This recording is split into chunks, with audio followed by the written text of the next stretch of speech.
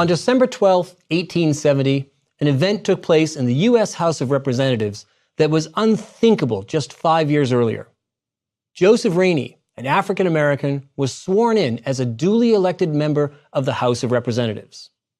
Rainey had been born a slave in South Carolina in 1832. So at that time, in the eyes of the law, he had entered life as a piece of property that possessed no rights or freedoms. Few Americans during this period questioned the morality of slavery. Even fewer considered slavery an institution that was incompatible with constitutional notions of freedom and equality. And it's probably safe to say that most Americans in 1832 thought slavery would last, if not forever, for a very long time. And yet, 38 years later, a blink of the eye in terms of history, Joseph Rainey took his seat in the U.S. House of Representatives. Rainey would be re-elected 4 more times in the coming years, and he would be joined by 13 other African Americans elected to serve in the House and the Senate between 1869 and 1875. Clearly, these were extraordinary times. People and societies never suspect what's about to unfold until it happens. And because of that, history is the study of surprises. When the Civil War began in 1861, few Americans believed it would lead to the end of slavery. Even fewer could have imagined that it would lead to the creation of an interracial democracy in which men like Joseph Rainey could be elected to Congress. Let's begin by focusing on some questions. In the decades leading to the outbreak of the U.S. Civil War in 1861, 2 questions dominated American political discourse. First, what is the fate of slavery in the American Republic? And second, do states possess the right to secede from the Union? Well, the Civil War provided unequivocal answers to both questions. Slavery was abolished, and therefore it had no place in the Republic's future. Secession had been tried and crushed by a political and military establishment that was committed to the idea that the Union was permanent and indissoluble. But the aftermath of the Civil War produced 2 new questions. What is the status of the former Confederate states, and how will they be reintegrated into the Union? And second, what is the status of these former slaves? They clearly were not slaves anymore, but did that mean that they were citizens? Did they have rights? Well, these questions dominated the Reconstruction era, which lasted for about 12 years, from 1865 to 1877. Let's look at how various groups of Americans sought to answer these questions. First, there were a group of moderates, a group that included Abraham Lincoln.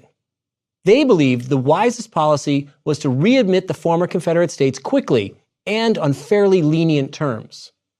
And they believed it was in the Union's best interests to do this and to move past the Civil War and to avoid the temptation to exact retribution against the Southerners.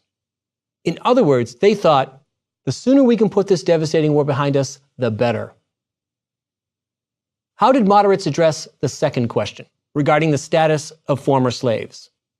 Here, they said very little because they hoped to avoid controversies that would impede the reconstruction of the Union.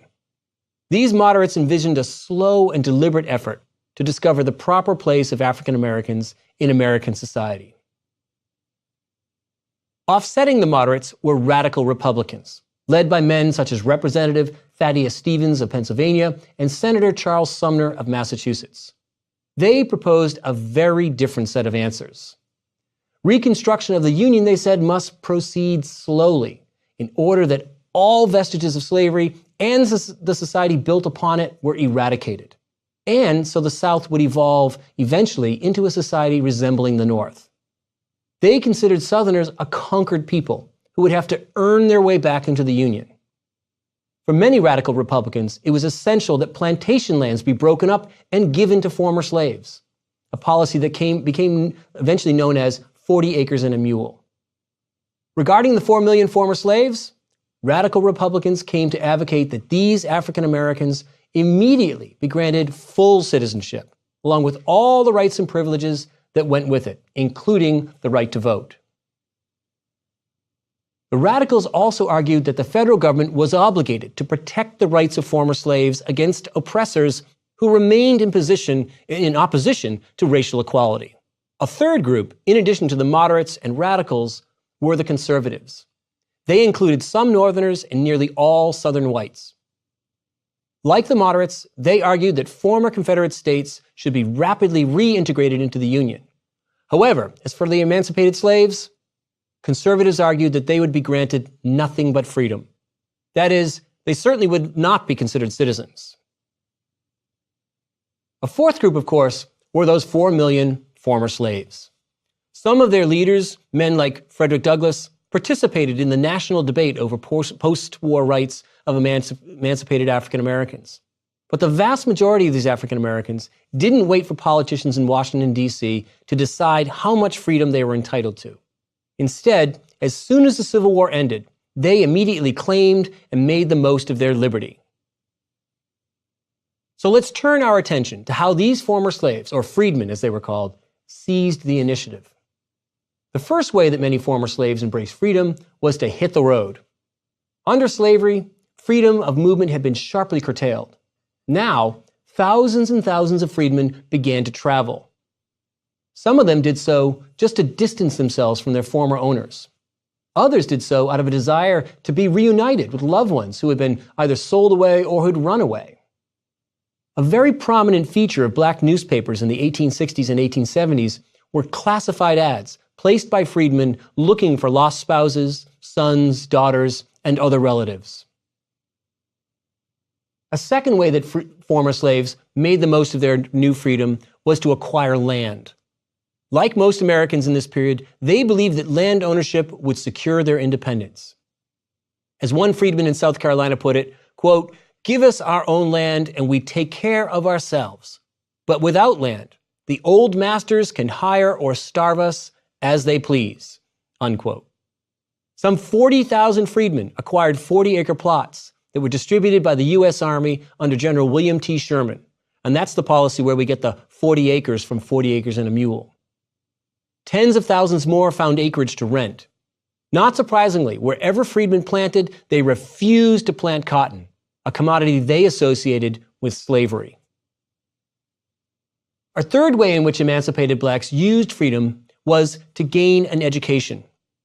Under slavery, most states had prohibited teaching them how to read and how to write, so fewer than 10% of former slaves were literate. They now realized that the key to making the most of their freedom was to acquire an education. It would allow them to conduct their own legal and business affairs, acquire better jobs, and participate in politics. In this quest for education, African Americans were aided by private Northern charities and churches, which established schools all across the South, and by an organization established by Congress in 1865 called the Freedmen's Bureau. The Freedmen's Bureau was a multifaceted relief agency, kind of like the Red Cross, and it was created to bring relief to the war-torn South. Within 5 years of the war's end, the Bureau established 3,000 schools that served 150,000 students all across the South. Within 10 years after the end of the Civil War, literacy among freedmen jumped from just 10% to 30%. Among the most lasting post-war institutions freedmen established was a vast network of black churches.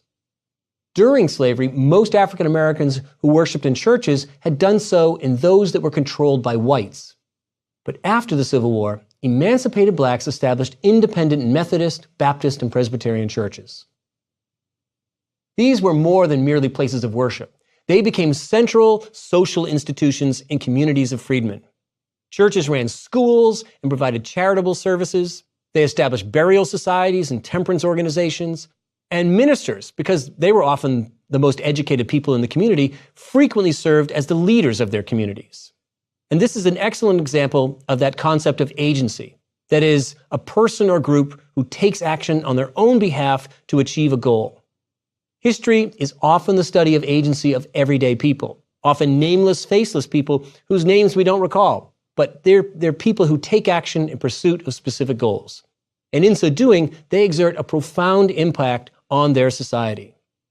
In other words, U.S. President Andrew Johnson and radical Republican Senator Thaddeus Stevens played important roles in Reconstruction, but so too did millions of freedmen.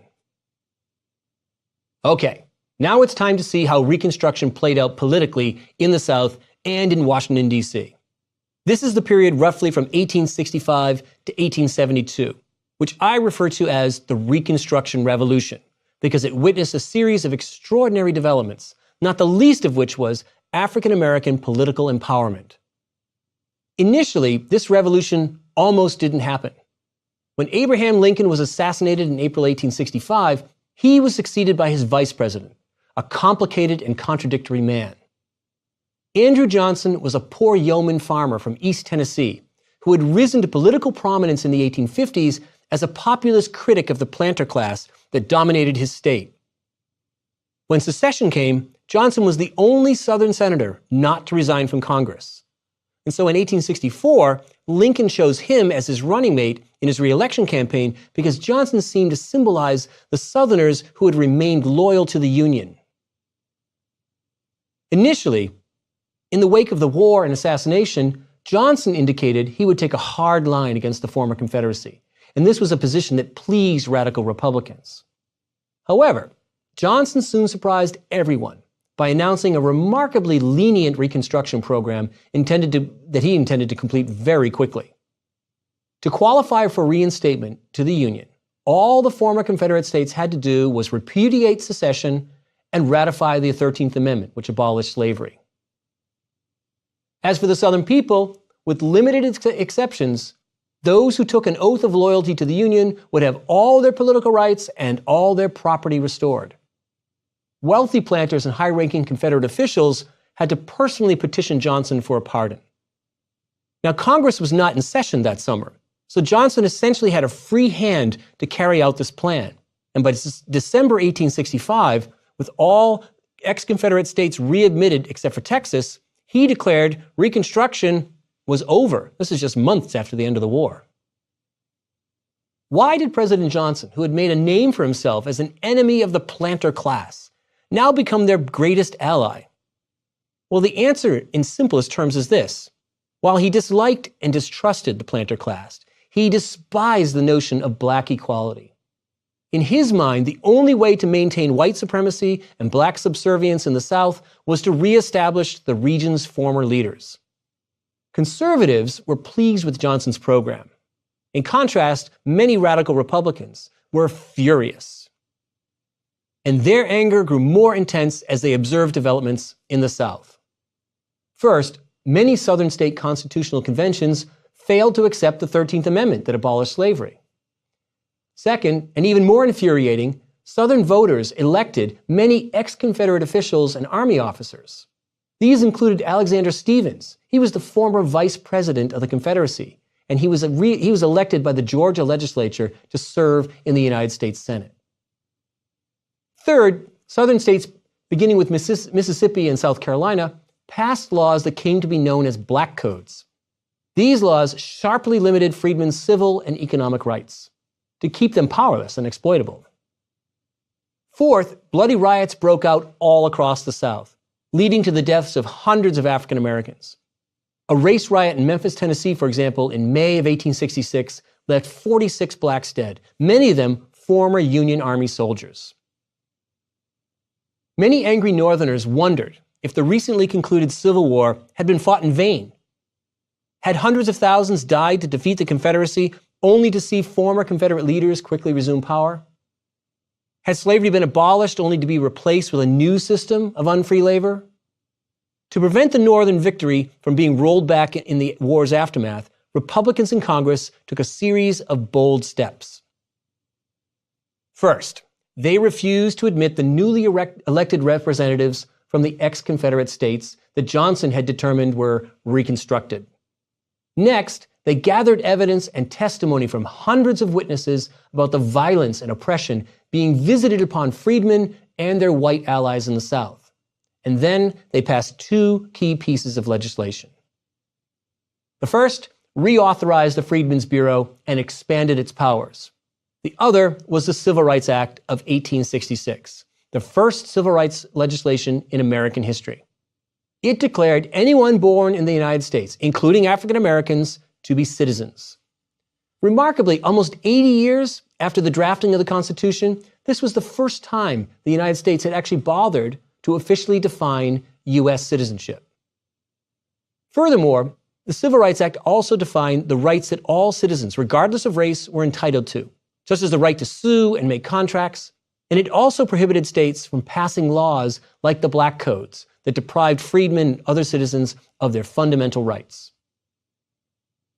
President Johnson was enraged by Congress's attempt to thwart his Reconstruction program. He vetoed the expanded Freedmen's Bureau bill and the Civil Rights Act. But Congress acted quickly and overrode both vetoes, and both bills became law. By the summer of 1866, Republicans in Congress decided that even bolder action was necessary. They knew that while the Civil Rights Act represented a major accomplishment, a future Congress could easily repeal it. But no Congress or president could touch an amendment to the Constitution that included the key provisions of the Civil Rights Act. So, on June 13, 1866, the Republican-controlled Congress passed the 14th Amendment to the Constitution. It radically redefined the role of the federal government as the guarantor of individual civil rights. It declared that all persons born or naturalized in the United States were citizens. This, of course, included African Americans. It further declared that all citizens were entitled to, quote, equal protection of the laws, unquote. This meant no state could pass laws that limited the freedoms and rights of any particular group. In other words, the 14th Amendment prohibited second-class citizenship. You can see why this provision makes the 14th Amendment the most important addition to the Constitution after the Bill of Rights. The 14th Amendment also declared that a state that denied adult male citizens, including African Americans, the right to vote would have its representation in Congress reduced. Another provision: former congressmen and other elected officials who had breached their oaths to the Constitution by joining the Confederacy were prohibited from holding public office unless pardoned by Congress. In response to this, President Johnson did what no president had ever done before. He went around the country campaigning, ultimately unsuccessfully, against ratification of the 14th Amendment. As you can imagine, this infuriated congressional Republicans, who moved to take complete control of post-war Reconstruction efforts. In March 1867, they passed the first Reconstruction Act, which divided the South into 5 military districts, each to be ruled by an appointed governor. The new law also established much tougher requirements for Southern states to meet before being readmitted to the Union. They would have to ratify both the 13th Amendment abolishing slavery and the 14th Amendment extending equal protection of the law. The first Reconstruction Act also established voting rights for African Americans, and it disenfranchised former Confederate political leaders and Army officers. What was the result of all this legislation by the radical Republicans? Well, it's what I call the Reconstruction Revolution. 700,000 African Americans registered to vote. So did 627,000 whites. Together, they formed an interracial coalition that became the foundation of the post-war Republican Party in the South. Soon, state conventions met to rewrite state constitutions to meet the more demanding readmission criteria set forth in the Reconstruction Act. By the end of 1868, 7 Confederate former states had been readmitted to the Union, and the 14th Amendment had been ratified. And most remarkably, hundreds of African Americans had been elected to state legislatures and other high offices. A small number, including Joseph Rainey, went to Congress. So what did these new Republican-controlled Southern state governments do? Many enacted progressive legislation to improve the lives of average citizens. For example, most Southern states significantly expanded public education, which had been woefully underfunded in the past, in comparison with the North. Many also passed laws protecting the civil rights of citizens and launched public works projects, such as road building, to boost economic growth. They also changed state tax codes to lessen the tax on the poor and the middle class and to increase them on the wealthy. In the midst of all this activity, Congress passed the 15th Amendment, prohibiting the denial of the vote on the basis of, quote, race, color, or previous condition of servitude, unquote. Ratified in 1870, it was followed by the first of several force acts, by which Congress authorized the federal government to maintain order with military force if necessary in areas where vigilante groups like the Ku Klux Klan terrorized African Americans and their supporters through violence and murder. Within 2 years, the federal government succeeded in crushing these violent outbreaks throughout the South. Now, if we stop the clock at this point and consider what's happened between the end of the Civil War in 1865 and the Force Acts by 1872, the Reconstruction Revolution appears to have achieved remarkable results. It won citizenship for African Americans and full civil rights, including the right to vote. It saw hundreds of thousands of former slaves vote for the first time, and many of them win election to public office. It had seen blacks join with white allies to form an extraordinary and unprecedented political experiment in interracial democracy. That interracial coalition had then passed laws and adopted policies to protect civil rights and expand opportunities for average citizens. But this exercise of stopping the clock is just that. It's an exercise that allows us to take stock of a historical situation. But in reality, history doesn't stop. It marches on, and so too did the course of Reconstruction. After 1872, many accomplishments of the Reconstruction Revolution were dismantled by a process I refer to as the Reconstruction Counter-Revolution. What happened? Well, we first need to acknowledge the single most important thing that allowed the Reconstruction Revolution to occur: the use of federal authority to protect civil rights. So long as the federal government remained committed to upholding democracy in the South, the achievements of Reconstruction would endure and grow. What happened, however, is that after 1872, this commitment began to waver and eventually disappear. This allowed Southerners who had remained committed to white supremacy to reacquire power, often by violent and illegal means. Why did this happen? Historians cite 4 primary reasons. First, the administration of President Ulysses Grant, who followed Andrew Johnson into the White House in 1868, became embroiled in a series of scandals. And this occurred after he had initially done a great deal to uphold civil rights and democracy in the South. So what were these scandals? Well, one of the first was the Credit Mobilier scandal of 1872. Members of the administration were implicated in a vast corruption scheme involving the Transcontinental Railroad. And then there was the whiskey ring scandal of 1875. Administration officials were linked to a scheme that allowed distillers to avoid paying excise taxes. And then there was the Indian ring scandal that erupted in 1876. An administration official was accused of accepting bribes involving lucrative contracts on Indian reservations. Like all scandal-plagued administrations before and after, Grant had to devote much of his attention to damage control, leaving very little energy or political capital for maintaining a vigorous Reconstruction effort. A second reason for Reconstruction's demise was the crash of the economy in what is known as the Panic of 1873. This was the 19th century equivalent of the Great Depression. It lasted 5 years, producing 25% unemployment and the collapse of thousands of businesses, banks, and farms. In the face of this suffering, Northern legislators found it hard to justify spending money and time to protect civil rights in the South. Third, the commitment to Reconstruction was weakened by a rising chorus of critics who said the federal government had done enough. It was time, they said, for the freedmen to take advantage of their new rights and liberties and to make a go of it in American society. The federal government could not indefinitely intervene in Southern affairs to protect them. Well, for some, this attitude reflected basically satisfaction at what had already been accomplished. They believed, naively as it turned out, that the job was done.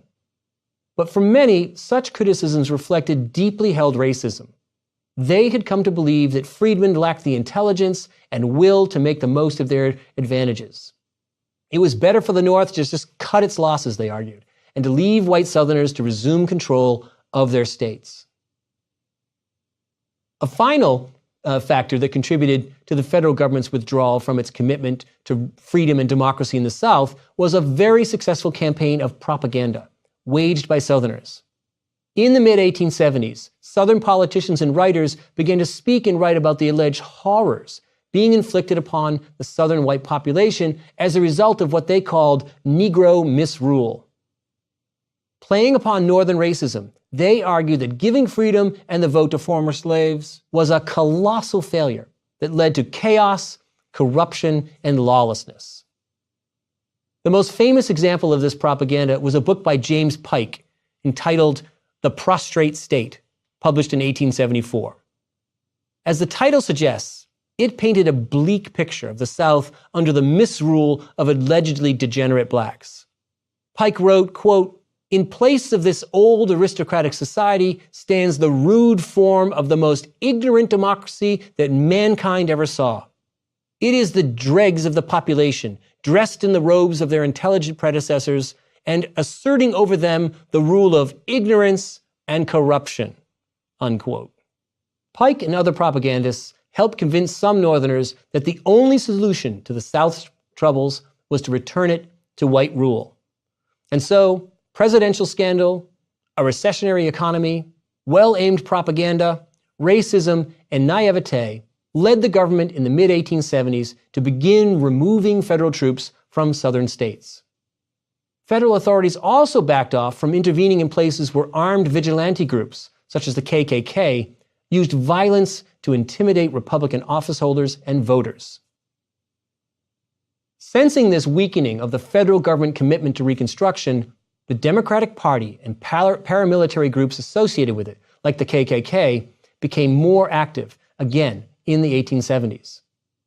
The bloodiest incident on record occurred in Colfax, Louisiana, where white militias formed to overturn an election won by Republicans. They attacked and massacred as many as 150 African Americans on Easter Sunday, April 1873. The Democratic Party in Mississippi also turned to political violence with great effect. Heavily armed white militias issued threats to Mississippi's Republicans, white and black.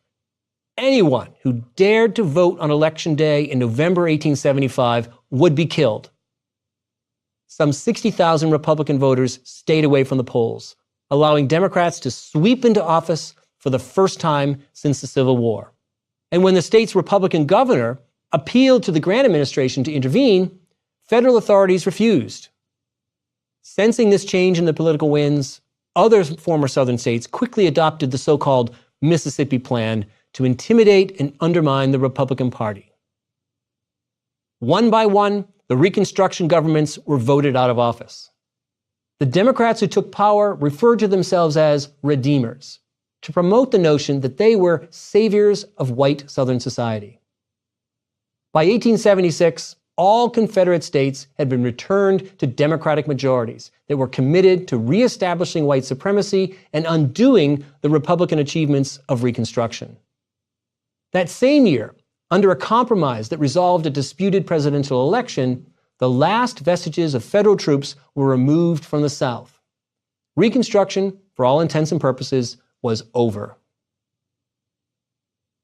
And we can see this sharp turn of events in the career of Joseph Rainey, the former slave who became a U.S. congressman. Rainey served 5 terms in Congress and played an important role in the debates over Reconstruction. In 1876, however, as the Mississippi Plan and the Redeemer movement gained momentum, the Republican Rainey barely won re-election against his Democratic opponent. 2 years later, Rainey was defeated, ending his political career. The end of Reconstruction was followed by several decades in which the South put in place a system of racial segregation and exploitation known as Jim Crow. By 1900, African Americans in the South most of them lived as poor sharecroppers, and 60% of them had lost the right to vote through tactics like the poll tax and the grandfather clause. They also faced humiliation and violence at the hands of groups like the KKK. But even in these dark days, and many decades before men like Dr. Martin Luther King would emerge in the 1950s, African Americans would continue the struggle for civil rights that had begun during Reconstruction, a struggle whose leaders knew they had the Constitution and those Reconstruction amendments on their side.